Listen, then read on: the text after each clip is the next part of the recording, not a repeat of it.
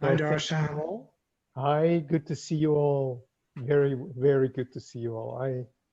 There are some people that I don't know. There are other people that I do know, but doesn't make any difference to me because my feeling of deep connection with Ananda, Texas, has always been very deep and will continue to be strong and deep. So it's wonderful to be with you. I'm in my house in Ananda Sisi.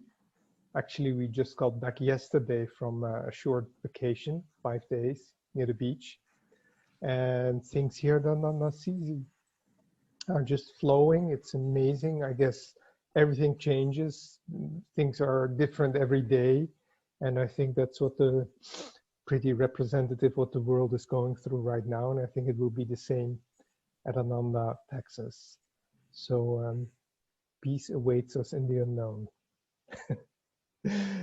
All right. So the topic of today, I looked at the Sunday service, and I know this is not a normal Sunday service where you read the Festival of Light, and I don't even know if other visiting ministers actually do the reading, but I did look at the topic, and the topic is who are true Christians. This is week 35, and so I think that is a very, very significant and important subject because the world needs true Christians.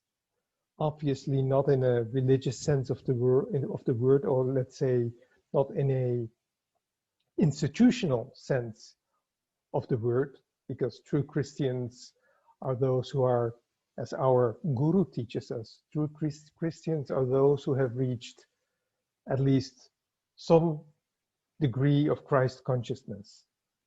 And so that's what I would like to talk about. But first, I'd like to read the first quotation that Swami reports here. He says, Jesus Christ said in chapter 10 of the Gospel of St. John, all that ever came before me are thieves and robbers, but the sheep did not hear them. So the first important thing to remember is we hear them. I mean, we don't hear them. The sheep are not, it's not that they didn't hear them because they are sheep and they are therefore less intelligent, but the sheep are those who are soft inside, who are silent inside, and who are able to discriminate and receive true guidance from God through whoever God sends to the world to help the world and to help individuals and to help the world and humanity as a whole. So when I read this, all those who came before me are thieves and robbers, when I read that, I'm always reminded of how I found a master myself. And so I'd like to share a little bit of that because I think I think it won't be difficult for most people to relate to that. So I was about 20 or 21, and I was an ardent seeker of truth, and ardent and suffering, and romantic in many ways. And I was living in Amsterdam.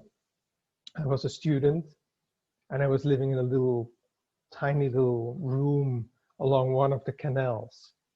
And I was, wondering about my life and my studies, and I was feeling the expectations of my educators, my parents, my professors, and I guess the hardest thing for me to understand was this suffering that came by not really knowing, not really being able to be so deep in touch with the deeper self, with the soul, that would be, what my life is, a deep connection with my own soul, with my deeper qualities, my deeper talents, and so on, and then be guided by that and let that be my life. Because all the expectations from society to me seemed they came from the outside. It was an imposition on my heart, and so my heart as a consequence suffered, and I was confused, and I was,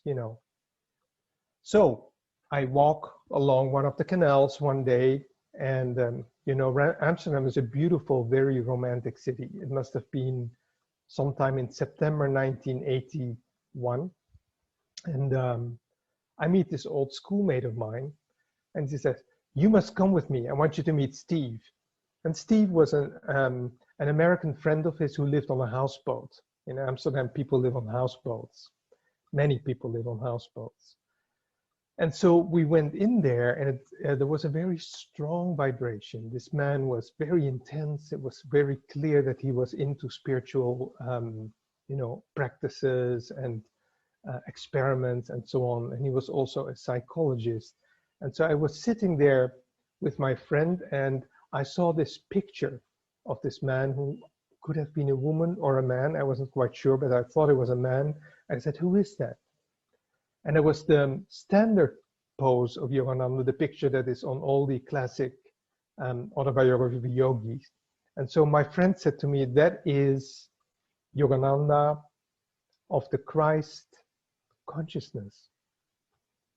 And so it was very significant to me, because before I had, come across some very deep Oriental teachings that really spoke to me, but I was missing the Christ aspect of it. I was missing Jesus in a way, because even though I had never had a religious upbringing at all, Amsterdam is probably one of the most, if not the most, unreligious city in the world, and my family was not religious at all, was not affiliated with any church, but I had felt an attraction for Jesus that came from deep within my own soul. And as a child, I would read the Bible, and not without understanding it, but with a very deep feeling of a very powerful presence of a master.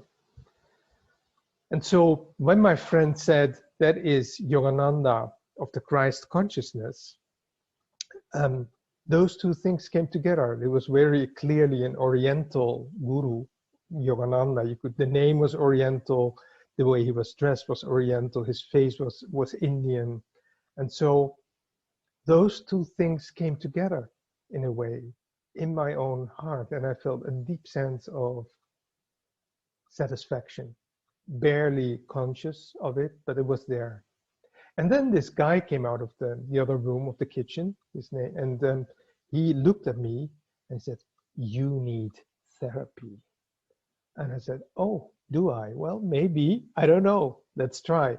I was I would have done everything at that point just to get some answers and to get to know myself better and to understand my own heart and life better. And so that started a friendship, and which was not a friendship based on equality, because obviously when you have a therapist and a client or patient or whatever you want to name it, the therapist is automatically in a position of power. So, and I don't think he was ready to use that power professionally. He was a manipulator in many ways. And that was okay. It was an experience for me. So I went along with it, and going along with it, I received a lot. Because this man gave me, he was American, this man gave me a copy of Autobiography of a Yogi.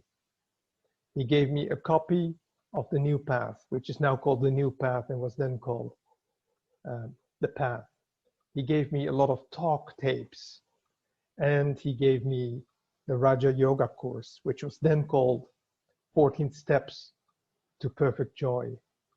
And so I started reading the autobiography, and for many people, the first experience was very strong, and I had to read it slowly and digest it. But what came to my aid, my precious aid, was listening to those talk tapes. Because when I read the book, that language was still, it hadn't completely yet connected or awakened the memory of my discipleship to Yogananda. It was too strong, it was too different, it was too far away from my experiences of that time, at that time. But then listening to those talk tapes, that was Swami Kriyananda, And those were old talk tapes. You could hear the birds. He was clearly teaching somewhere at Ananda village in the open.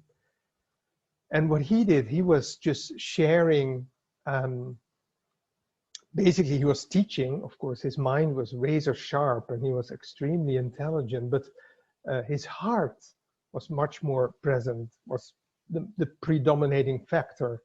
And I could just feel how he was sharing his experience living with this great master for 3.5 years or almost 4 years. And Master's eyes, Yogananda's eyes, began to look at me. And they began to, talk to me and speak to my heart.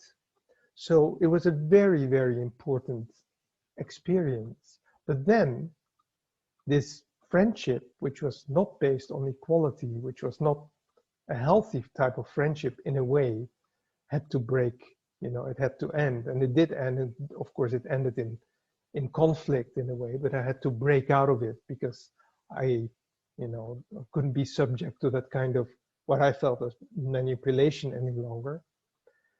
And so that left me, like all those type of experiences do, left me with a feeling of some, hurt, insecurity, resentment, but at the same time, this same man had given to me this body of true teachings and the connection with the living disciple of Paramahansa Yogananda. And so in my heart, what I had to learn was to discriminate, not so much between good and bad, because there was nothing bad about this man, he was just who he was, but about true and false, false and true. What is true and what is false? And I felt what is true is what speaks to my heart and my soul intuitively. And I don't need to worry about any rationalization. I don't need to prove it to anyone. I can just feel it in a calm space in my heart. And so in a way, you might say that my discipleship, my life as a disciple started with, a test. This was a test because I was also a human being and with a personality and young, moreover, and sensitive. And so this hurt and this confusion that was the result of this, psychotherapy that was not quite professional, lingered. It continued for a while, and then it sort of, withered, and it's, you get weaned away from it. It just disappears gradually in time. But it was something. It was a deep emotional. It had a deep emotional impact on it. It also made other people worry about me, and like my relatives and some of my old friends, and what is he doing? And who is this weird guy? And they didn't know anything. They saw that, but they didn't know anything about what I was really gaining from this adventure, which was, again, gaining access to a true body of true spiritual teachings. So this was very important. And I think that what Swami explains about this quote from Jesus, where he says, "All that ever came before me are thieves and robbers, but the sheep did not hear them." Well, I was the sheep, but not completely, because I did hear something of the turmoil that this psychotherapy brought. But very calmly and over time, I was able to, like I said, distinguish between true and false. And so I will always be grateful for this experience. It was very, very important for me. I was young, and it gave me access. And at the age of 20, 21, basically, my discipleship really started, even though I had never been to Ananda. I hadn't met Swami Kriyananda yet. But I could feel his energy. And that played a very important role in it also, because what I could feel in his consciousness and in his writing and in his talking was this total dedication and also awareness and determination to put his ego aside, to offer his life to serving his guru and to sharing those teachings with everyone, and not to, to step aside and allow that to happen, which is what he taught us to do as well. And so this, in my heart, awakened a very deep love for this man, a love and appreciation for this man, because I felt sort of safe and, again, secure. This is true inspiration. This is clean, it is clear, it is pure, and I don't need to worry about it. This is what my soul, what can nourish my soul and guide me.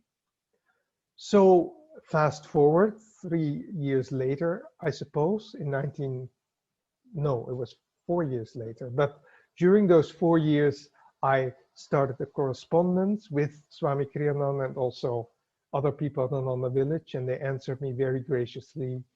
And then when I first met Swami Kriyananda, I had another very interesting experience, which tells us something about the development in our hearts of Christ consciousness.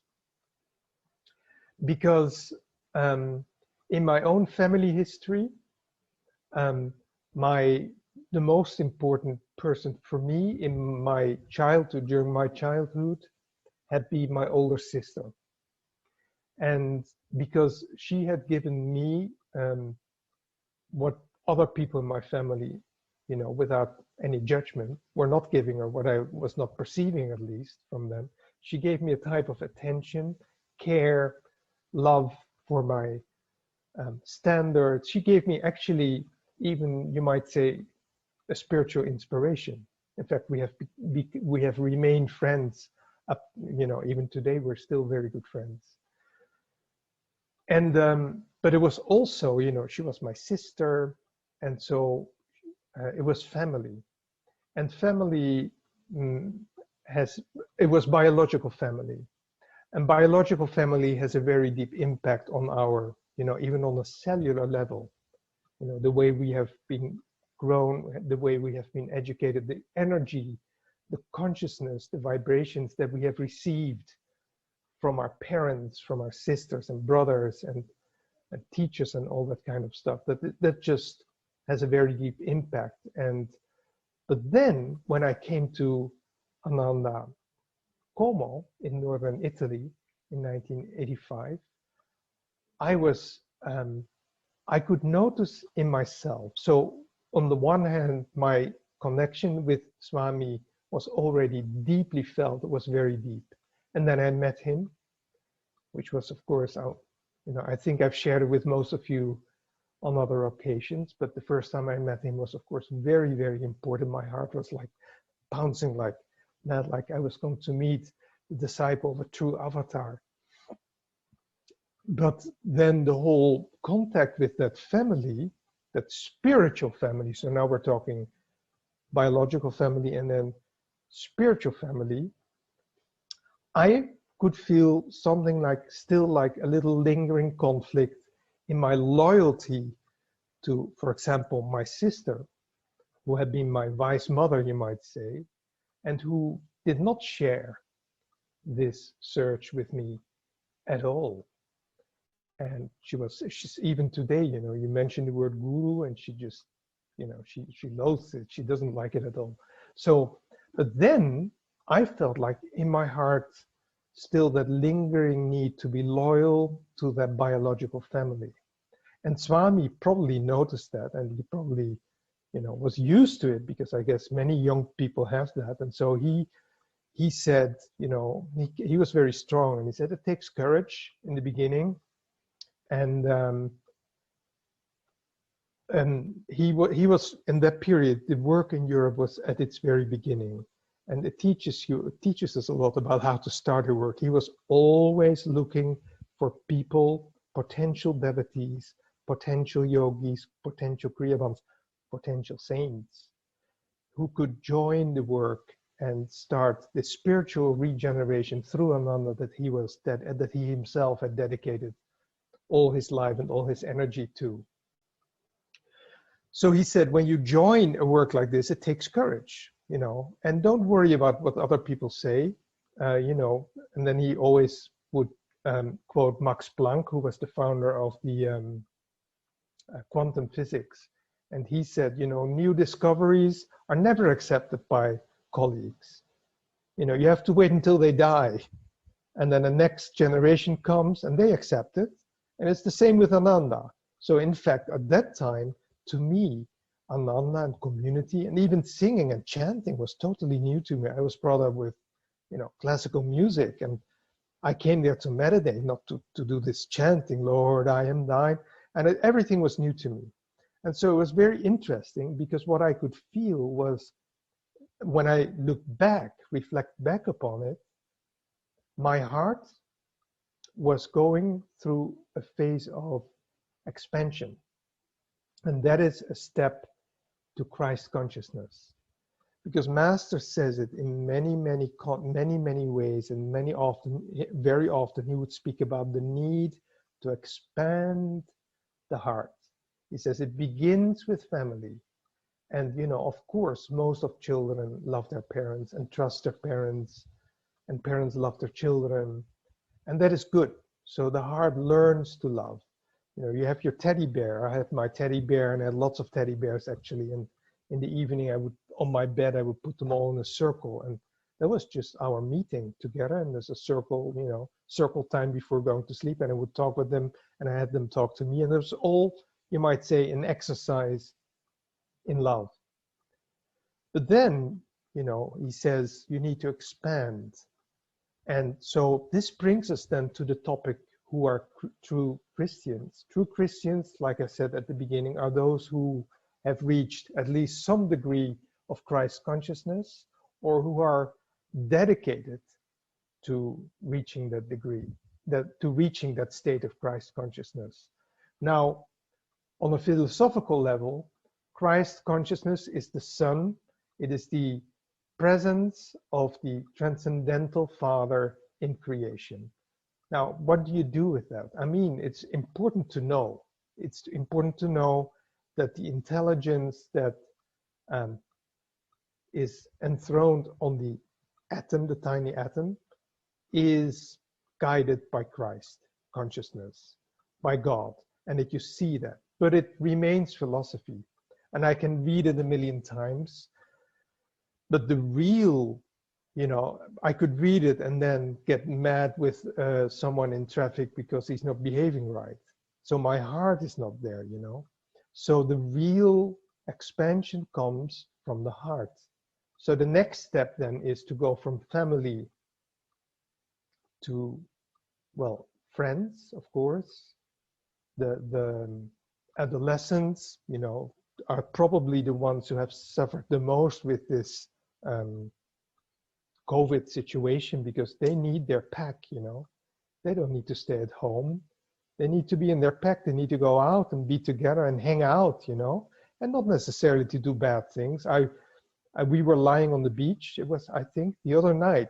We were lying on the beach, like we're on vacation. There was this pack, you might call it a pack, group of young adolescents. They were quite young, maybe 13, 14. And you could just see, they couldn't see anything that was going on around them. They were just completely together.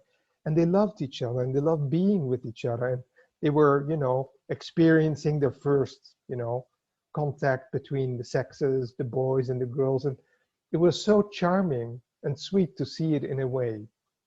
So there is some expansion already happening at that age, but then it should continue for the rest of your life.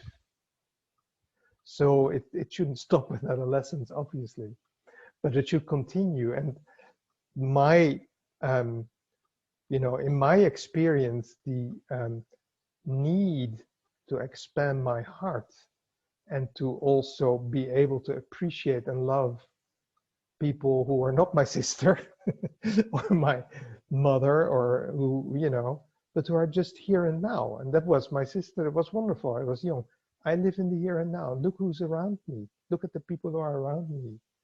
And so that is, for my heart, one of the best ways to become a true Christian. Because if you are able to feel love, or to train your heart to love and appreciate anyone who comes on your path, because that's what we need to to get to, you know.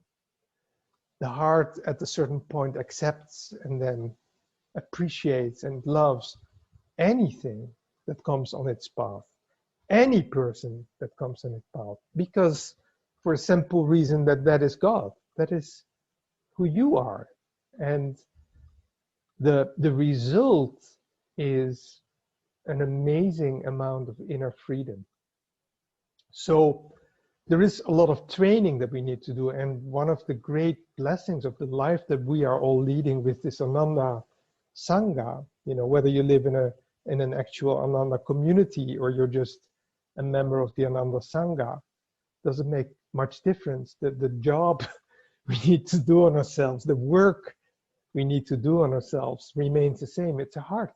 We have to expand the heart and learn to accept each other first, unconditionally, to accept ourselves unconditionally, regardless, you know, of how many mistakes we may make and stupid things we may do or other people do. We all do stupid things until we have found God. It's as simple as that, you know. So we have this marvelous opportunity then to train our hearts and to use, in a way, our close relationships, our close collaboration with each other as a mirror of our own imperfections, but not in a judgmental way, but just see, oh, yeah, maybe I need to grow a little bit there, you know. There is, and it just, God puts it on your way. Christ puts it on your way. Guruji just confronts you with it when you're ready. Sometimes when you think you're not ready, but maybe you are ready, you know. And like I have now to teach a class on Tuesday, and it's with a teacher that I, you know, instinctively don't feel much sympathy for. And so I accept it with an open heart, and I can see where I am, and I'm in between acceptance and love and appreciation and still the old guy of the past who say, I don't like that guy, you know. So it's, but you know, I'm training myself. It's a work in progress. And so I'm glad that Master put it on my path that we're going to teach together. I'm sure we're going to have fun together. I'm sure about that because I'm determined to have fun. So that then is Christ consciousness in our emotional development, I would say. Of course, Christ consciousness also needs to be cultured, nourished by our sadhana, our meditations. And there he says, he quotes Krishna, Bhagavan Krishna from the Gita, because what we do basically when we meditate, that is just when you know, basically are in prison with your own ego. You close your eyes, you know, you have to sit there for an hour or longer, and all you have is yourself. You can't blame it on anyone else. You can't scream at anyone else. You can blame anyone else. All you have is yourself, you know. And so this whole thing comes up, and it's a good thing, of course. And of course, desire is very important. So what does he say? He quotes Krishna saying, desire obscures even the wisdom of the wise. Their relentless foe it is, flame never quenched. Intellect, mind, and senses, these combined are referred to as the seat of desire. Desire through them dilutes and eclipses the discrimination of the embodied soul. Arjuna, discipline your senses, and having done so, work to destroy desire, annihilator of wisdom and of self-realization. And then Swami adds, give God the credit for everything you do. See him as the true doer. Now, this sounds pretty merciless, right? Because we are almost made of desire. Desire is the very reason why we are in this body, why we came into this material world. But it's not as bad as it seems, because, like I said, developing Christ consciousness is a process of becoming. And once we start to use our techniques, especially Kriya Yoga for those who have it, you know, that enables us to through this deep breathing and then bringing up all this energy from the subconscious mind and focusing it at the point between the eyebrows, and then bring the remnants down again into the chakras, down into the chakras. That in itself is a gradual freedom from whatever it is that, that stops us from loving everybody. It all comes together. If we offer ourselves up to God, and we don't try to destroy our desires, that's impossible.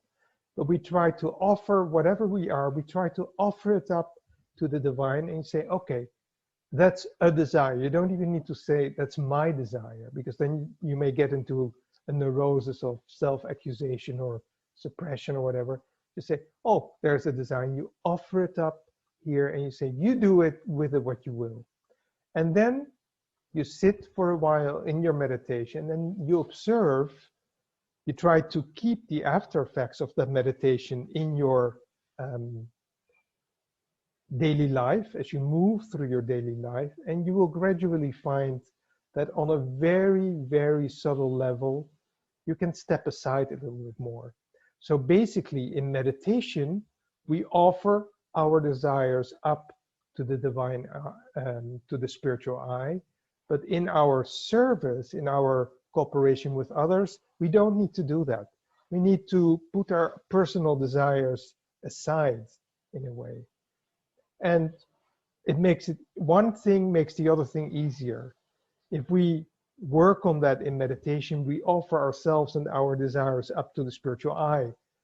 And then that makes it easier in our daily life to put our personal desires aside when they're not appropriate for our service to God and Guru. And at the same time, training ourselves to put our personal desires aside when we are with other people and when we are serving makes it easier also for us to meditate. So everything is wonderfully united and it becomes very integrated. Your meditations become part of your daily life, and your daily life is when you purify yourself through your meditations. It's a beautiful process, and there's a lot of joy in it. And it's a process of becoming, and you find yourself becoming stronger and stronger and more joyful and more self-forgetful, and it's just a wonderful experience. And that life has been given to us, by Master and by Swami Kriyananda, and we're giving it to each other by trying to serve and meditate together. So one more thing, and that's then the last thing I guess I'll end there, is that we, like I said in the beginning, the world needs true Christians. And for our Indian friends who are present at this satsang, that again, Christian does not mean that I'm talking as a missionary, obviously. It just means Christ consciousness, and if you like, better, maybe even better, Kutastha Chaitanya, okay? Which is exactly the same. Master said in India, they call it Kutastha Chaitanya or Krishna consciousness. You try to reach the same consciousness that Krishna had, okay? So what is then important on a world global level, and how this can manifest, how we can use this increased awareness also to serve humanity as a whole better. And I think the first thing to remember is that there isn't much that we can do on a social or political level except vote, and that stops there basically. But there is a lot that we can do through our awareness and our prayers and also our calmness.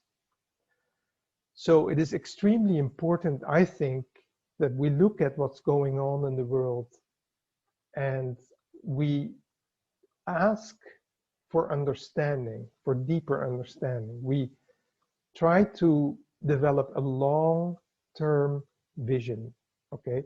Right now, the world seems to be pretty sick, you might say. There is a lot of confusion. America, the United States are going through a very, very difficult period. I don't think anyone would deny that. But what is then the long-term vision? You know, the long-term vision and the highest vision is to remember, first of all, what Master said about America and about India. He said, America and India will be the gurus of the world. Never forget that. Extremely important. But then, in order to become the guru of the world, you have to go through severe tests. And sometimes the test can be sickness. And maybe right now that's what's going on. America is purging itself through, you know, spiritual, I wouldn't even call sickness, because there are so many wonderful spiritual people in America, but the confusion, let's say, is not something that defines America. Good people, dharmic people, become ill. And so what we are doing, and not just you as Americans for America, we're doing it here, Europeans also for Europe, we're taking care of the sick man or the sick woman. So if you look at America then as temporarily sick, and the sickness as a beginning and an end, then our patriotism is to send prayers and to take care of it, and to stay calm and not to be involved, not to become emotional, not to give in to anger or disgust or other negative emotions, but just keep the compass always pointed towards the north of compassion, again of calmness, and also inner guidance and inner strength. Sometimes you may need to make decisions, and that may need to be courageous, but you just, you know, always keep the spiritual perspective. And I think for India and for America, the most important thing is to remember what Master said. America has much more good karma than bad karma. It has deeply spiritual karma. Swami Kriyananda was proud of being an American. He was. I remember that. I mean, I experienced that pride, positive pride, in a personal conversation that I had with him. And so our spiritual efforts on every level, meditation, service, etc., will also give us clear vision, compassion, and also the strength to carry on in these difficult times, and the creativity and the initiative. So that's the other side of it. Obviously, we need to be proactive. We need to get ready also on a you know, material level. We need to come together, and we know all that. We don't need to go into that right now, but it is important to remember that as well. So I think, Jai Guru, that's what I wanted to share for today. But if you have any things you want to share or ask, I'm here. Darshan, wow. You really packed a lot in that talk. There were various times during that talk I was like, okay, I want to pick up this thread when he's done, and then that one, but my gosh, that was, I don't know where to pick it up because it was so comprehensive. And thank you so much for joining us. Thank you for sharing your story of coming on the path. That was very powerful, and the dynamic of family, you know, biological family, spiritual family. I mean, all those things, and then giving us some really concrete ways to help us, you know, remember God, and to just, you know, offer up our desires, and then to put our desires aside when we're in service to one another. Those are just wonderful, wonderful things. And then thank you for your inspiration and support of what we're going through here in the United States too. Oh yeah, no, thank you, because you know, it's been my greatest, every time over the past 10, 12 years when I came to America, I experienced some form of healing on a very deep level. So I am and will always be deeply grateful for that. Well, does everybody want to open up their cameras, and you can put up the checkerboard. I call it the checkerboard. I don't know what it is. And we looks like a checkerboard. It's true. Yeah. Or gallery view. Gallery view. Gallery view. feel free to open up your mics to ask a question or put something in the chat box so we can, this is our time for a little interaction. Yeah, I think everybody here already knows the drill. If you keep your mics muted until you want to ask your question, then if you press the space bar on your keyboard, if you're on a PC, I'm not sure how it works on mobile because I don't use mobile that often, but that'll temporarily unmute you. Then you can ask your question. We are live on Facebook, so if you would prefer not to have yourself shown on Facebook, then feel free to put your question into the chat window, and you can either do that anonymously and just chat it directly to us, or you can chat it to the entire group, whichever you feel most comfortable with. So, hey, Darshan. Hi, Linda. Good to see you. Good to see you too. Always good. Yeah, one of the things that I noticed, and I watch for it now, was when my heart is expanded, I feel compelled to look at people's eyes, look them in the eye, like anybody, somebody at the cashier at the grocery store or something. Whatever. Just like it seems important to me, and I can tell when my heart is contracting that I don't do that. So I just start to pay attention to that, and it's an interesting phenomenon. But I feel like I connect with people better when I'm looking them in the eye. Yeah, and then a lot of beautiful things happen because you are obviously a devotee, a long-standing devotee, and so you can pray even before you go into a supermarket or when you stand in queue, in line. You can pray for the cashier or whatever, and ask Master to bless him or her through you. And so even when our energy is a little bit low, that little prayer may just draw us over the line, and then we can look into their eyes again. But that's a beautiful, yeah.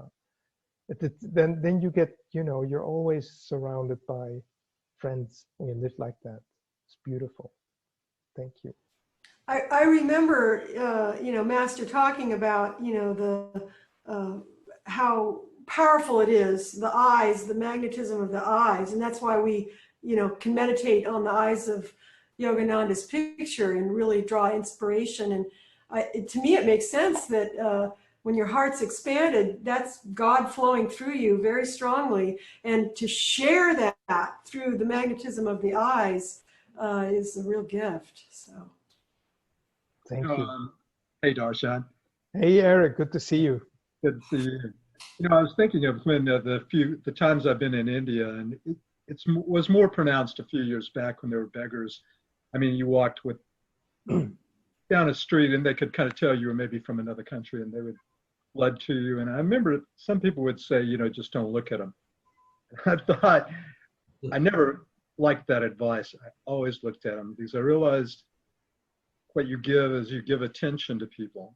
It's perhaps like when you go into an older folks home, it's not the things you give them or the songs you sing. Some of them it is that because you can share in that manner, but it's just an excuse to get in there and just be face to face with them. Attention, and an attention focused at the heart is an incredible gift that I think people would be much more enlivened if we just knew that you don't have to give them anything but that look, that attention. And it worked great with the people that were begging in India. It's just, I just look at them and I just go, wow, and somehow that was as good as giving them something. And sometimes I would give them candy or something. Yeah, of course, you get to a point where there's so much in a country like India that you just can't give to everybody, but then still with your energy. But especially, I connect with what you say, you feel more enlivened. When you live like that, there's so much more life in you, in your heart. You get more energy through it. It's one other way of staying energized and also staying healthy, because an open heart is also conducive to good health, actually. So the whole system receives light at that point. So it's a selfish thing, in a way. It's a divine sort of selfishness, I guess. Yeah, thanks. Hey, Darshan. Hi, Mark. Good to see you. When you're telling your story about coming on the path, and you said you talked about chanting, and you weren't really the chanting was kind of something you were like, what's this chanting stuff? You know, it's like, and I can relate to that because I was kind of the same way. It's like, I don't know about this chanting stuff. But over time, it certainly worked its way into my into my psyche, and it came to feel a real heart opening there. But I'm wondering, you know, we've all heard the quote from Master that chanting is half the battle, and I think everybody's kind of come to their own personal interpretation of that, you know. But I was curious what your interpretation is of that particular quote.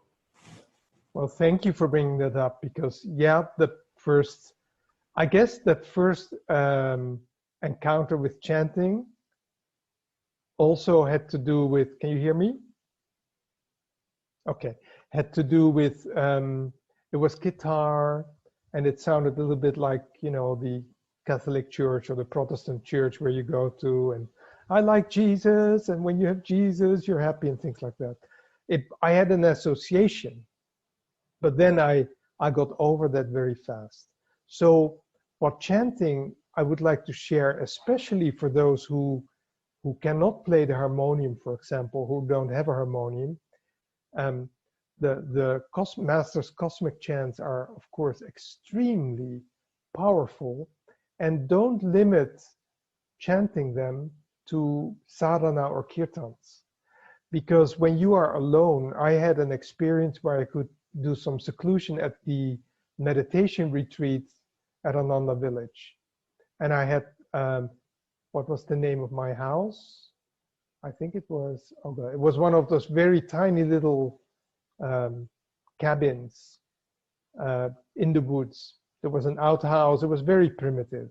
And I didn't have a harmonium there, but I had my cell phone, and on my cell phone I had two important recordings. One was Master chanting various chants, and the other one was Swami singing cosmic chants, a very old recording.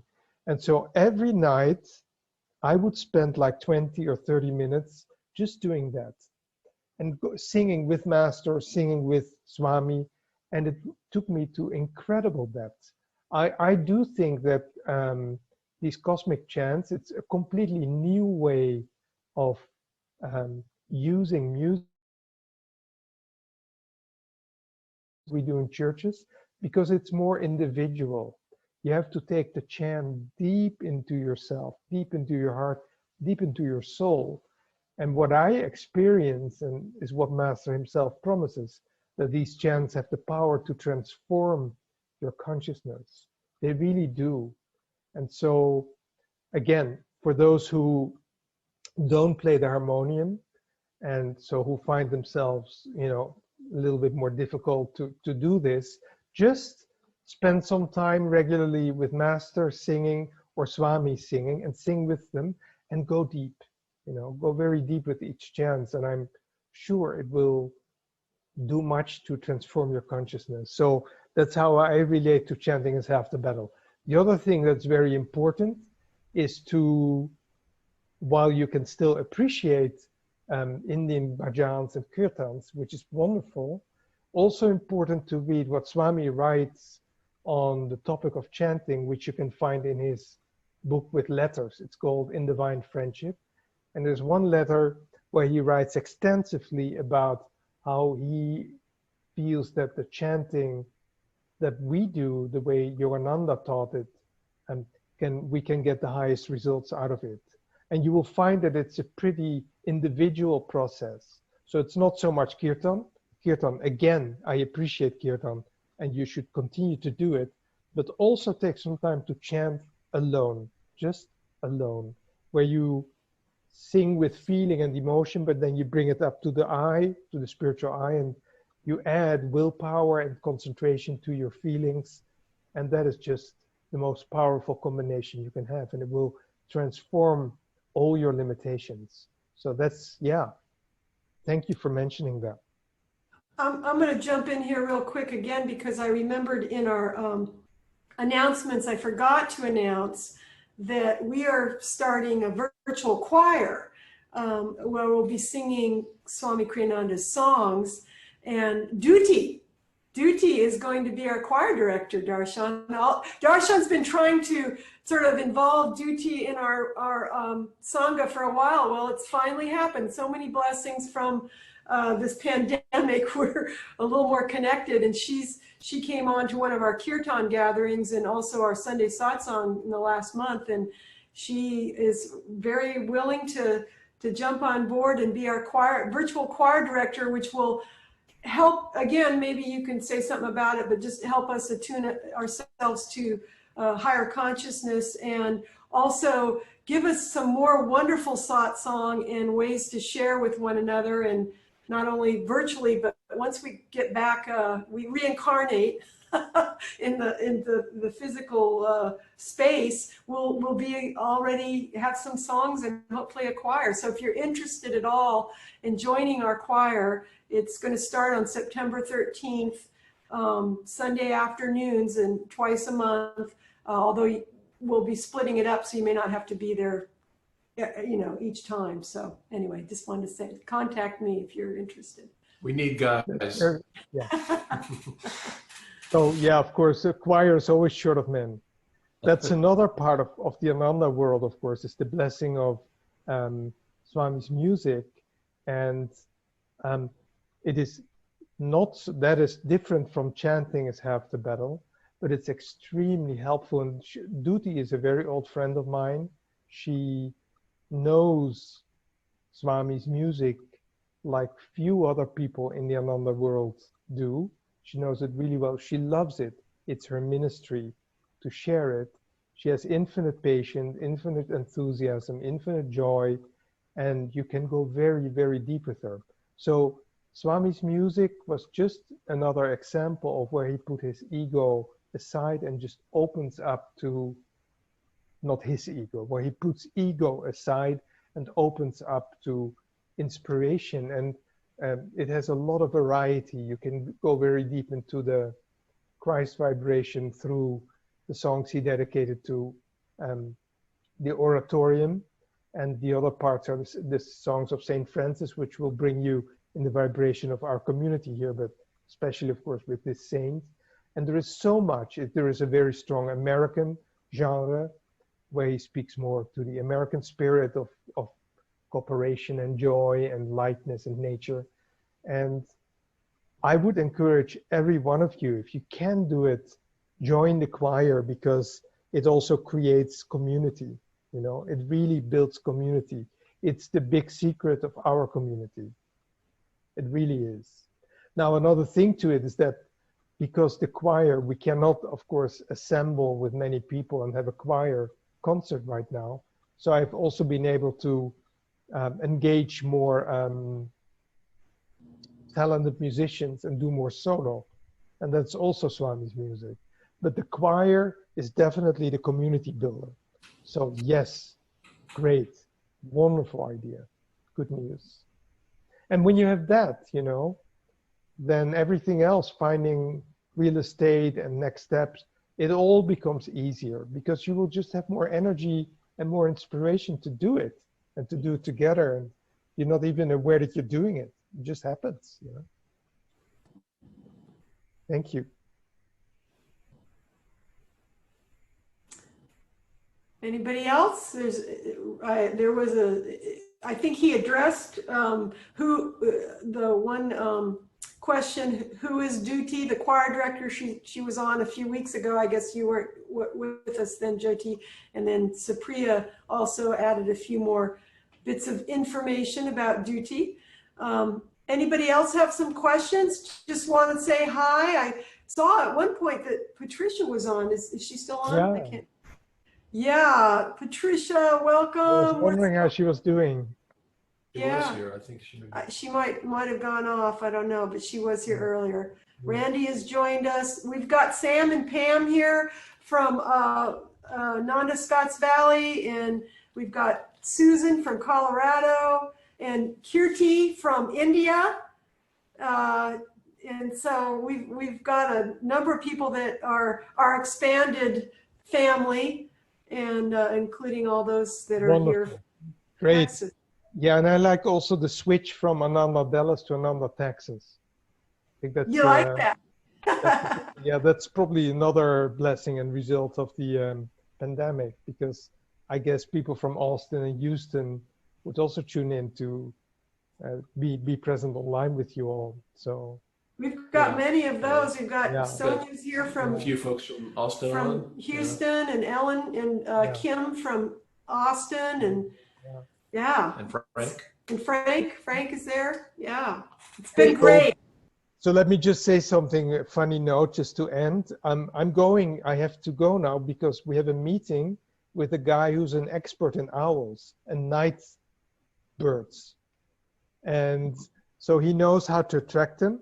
And we need owls to protect our vegetables, our crops, because the mice and the rats are eating them. And so they say, if you just, in a very natural way, and this guy is famous, he's written books about owls.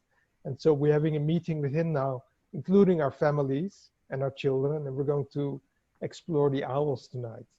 So How about more cats?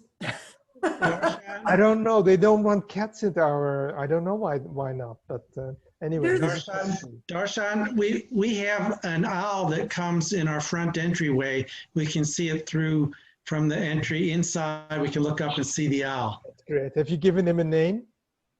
Oh yeah, they did, but I don't remember it right now. Give him my best. Okay. Darshan, I know you have to go, but there's just a couple of really quick questions in there. Yeah. I love to visit Ananda CZ after pandemic. Could you use a karma yogi?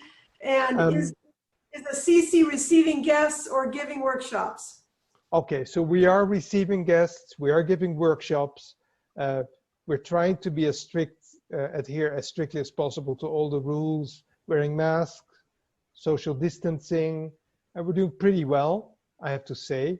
You know that the pandemic in Italy is pretty much under control. So yes, the answer is yes. Then regarding karma yoga, the best thing for you would be to write me and send me a mail, and then I'll connect you with the people who can answer that question.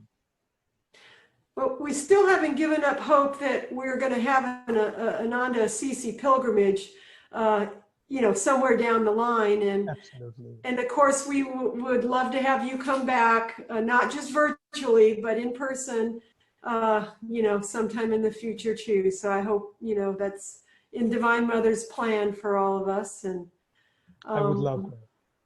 So anyway, Right. God bless. Thank you so much. God bless you all, each one of you. Thank you so much for everything you are and everything you do. And, I would like to call your names, but that would take too long. But Ananda Dallas, Ananda Texas will always be in my prayers, each one of you. And together, let's keep up the good work for Master and for the world.